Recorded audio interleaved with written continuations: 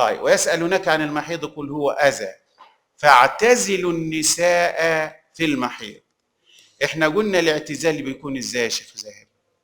ازاي يا دكتور على خلاف. والرأي الراجح هو ايه؟ او رأيك انت قد تختار انت رأي غير اللي في الكتاب بس تقول لي علة اختيار. يعني من نقول يعني الاعتزال الشيء الذي ينبغي للإنسان أو للزوج أن يعتزله من امرأته في فترة الحيض اللي هو إيه؟ اللي الشريعة دكتور أباحته اللي هو أنا عايز معلش بس ما أنت في الامتحان عن الشيخ زاهر لما يجي لك سؤال هتذكر لي الأقوال وأقول لك رجح. يعني هتذكر لي الأقوال يعني مثلا اسمك إيه يا شيخ؟ عبد العاطي. زي ما إيه يا شيخ عبد العاطي الشيء الذي ينبغي أن يعتزله الزوج في أثناء الحيض؟ بالنسبه للمراه وانت شيخ محمد؟ فرج. ها؟ فرج. ايه ماشي حبيبي ماشي. انت ايه يا شيخ؟ ايه هو الفرج ما هو في قول اسمها الفرج يا حبيبي. ماشي هتقول الله يفتح عليك. الفرج او جمع البدن. ربنا كده يفرج علينا دايما يا رب.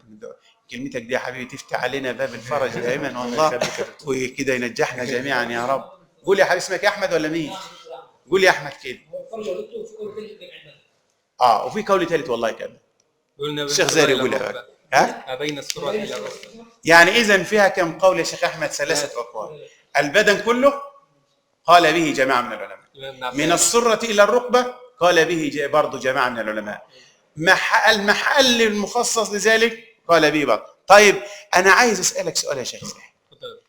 اللي قال بجميع البدن او ما بين السرة يعني محمول على ايه؟ محمول يا دكتور على خوف على الانسان من انه يقع في هي محمول على ايه؟ من باب سد الذرائع يعني من باب من اخذ الحيطه والحذر. ايوه كأن لو علمنا النبي او احد ان احنا نتجنب البدن كله وعايزين نوفق بين الاراء نقول اللي حمل القول على البدن كله اراد اخذ الحيطه والايه؟ لان من حام حول الحمى يوشك ان يقع ايه؟ يبقى اراد ان اخذ الحيطه والايه؟ والحذر. مش كده؟ طيب اللي سيبك ماشي الراي ما كانت هي ورسول الله دي بتذكر الادله يا شيخ زاهر سهله عندك في الكتاب مش محتاج. طب انت بتختار ايه يا شيخ زاهر؟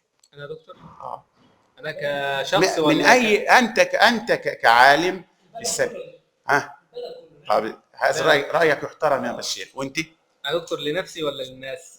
لا بص انا دلوقتي يا شيخ زاهر انا لما في مفسر بيذكر اقوال كثيره في الايه ويقول والذي اراه انا بقول للشيخ انت الذي تراه ايه يا الشيخ زاهر؟ انت راجل رابع في رابعه ما انا انت قد تخالفني وقد تتفق معي.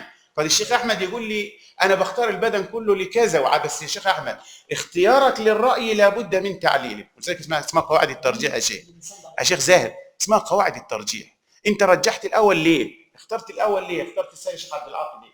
فانت اخترت يا شيخ زاهر. انا دكتور اخترت يا دكتور الفرج بس. كلام جميل. ليه؟ لان يا دكتور في حال الحيض ان ربنا اباح لنا طرق تانية للتفريغ الشهوه برضه من خلال المراه. دي حاجه وفي دليل صحيح صريح. افعلوا كل شيء الا الايه؟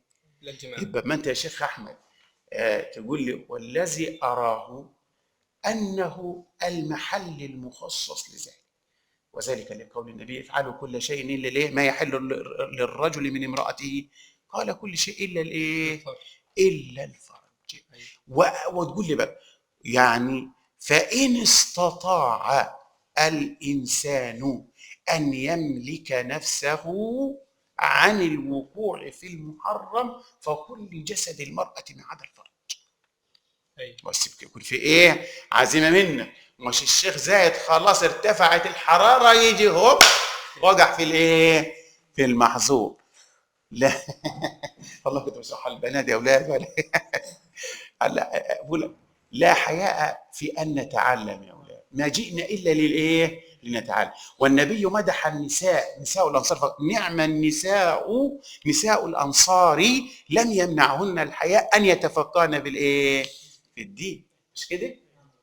والمرأة سألت النبي حتى أخطر شيء كيف أتطهر؟ خذي فرصة من مسك تتبعي بها أسرة. إزاي؟ بتقول إزاي يا رسول الله؟ النبي انحرج للسيدة عائشة خذي عرفي وعرفي.